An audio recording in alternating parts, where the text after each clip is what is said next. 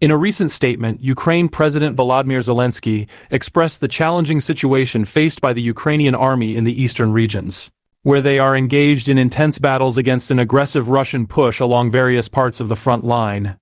The Russian forces have taken advantage of Ukraine's shortages in ammunition and manpower, concentrating large troops in the east and north, gaining an advantage on the battlefield.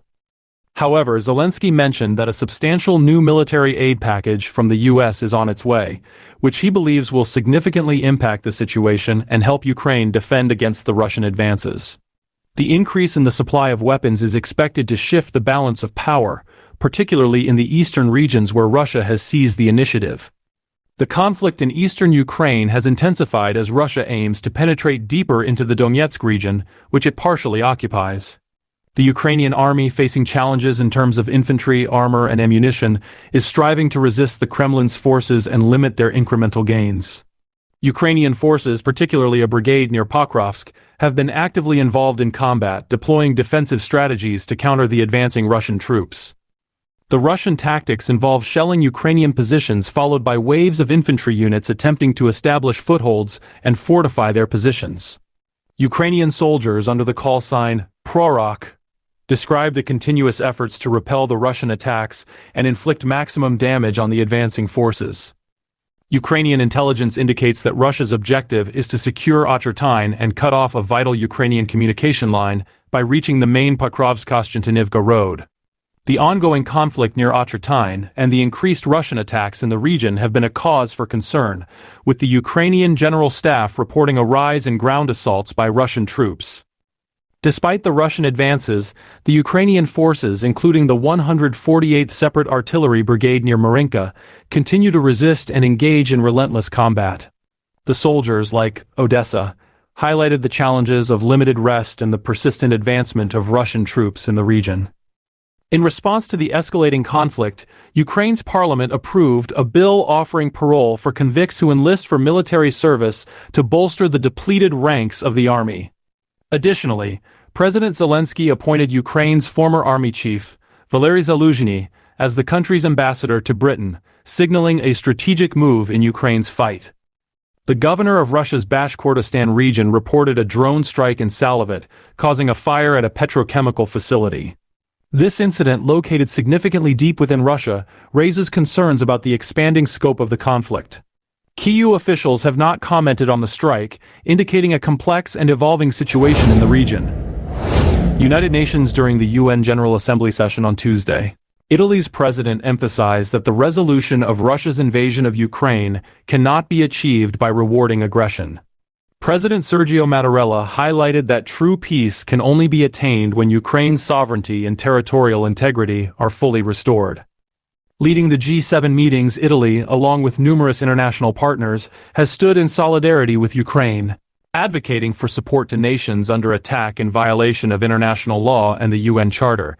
Mattarella emphasized that no state, regardless of its power or nuclear capabilities, should disregard fundamental principles such as sovereignty, territorial integrity, and independence without facing consequences. Reflecting on the aftermath of 2 world wars and the dissolution of the Soviet Union, Mattarella expressed disappointment that Russia has reintroduced war to Europe, undermining the progress made towards peace and stability on the continent. He underscored that Russia's invasion of Ukraine transcends regional boundaries, as Moscow seeks to exert influence on a global scale, given its status as a permanent member of the UN Security Council. The conflict in Ukraine, once a significant agricultural hub, has led to food and energy shortages, particularly impacting regions in Africa, according to Mattarella. He lamented the diversion of resources from development to military buildup, reminiscent of a new arms race instigated by Russia, reversing the peace dividends achieved post-Cold War. As the war in Ukraine enters its 3rd year, Italy, in collaboration with its allies and the global community, remains dedicated to finding a peaceful and enduring resolution to the crisis. Mattarella emphasized the importance of a just and sustainable peace settlement based on the fundamental principles of international law and the UN Charter, rejecting any solution that rewards aggression and undermines the victims of the conflict, setting a dangerous precedent for future conflicts. Warsaw, Poland. Kosovo's foreign minister emphasized on Wednesday that the key to to preventing further conflict escalation in Europe lies in Russia's defeat in the war in Ukraine. Despite Ukraine not recognizing Kosovo's independence, the Foreign Minister Danica Grvalishvarts expressed unwavering support for Ukraine, drawing parallels between their shared struggles. As a nation that declared independence from Serbia in 2008, Kosovo remains vigilant of the aggressive intentions of both Serbia and its ally, Russia. Grvalishvarts highlighted the critical importance of Russia losing the war and Ukraine emerging victorious to safeguard peace in Europe, cautioning that failure to do so could lead to additional conflicts on the continent. Reflecting on Kosovo's own history marred by war crimes and atrocities committed by Serbia in the 1990s, Grvalishvarts underscored the empathetic stance of Kosovo towards Ukraine, despite the lack of formal recognition between the two nations. She stressed that the resolution of the conflict in Ukraine is not only vital for Ukraine but also for the broader European stability.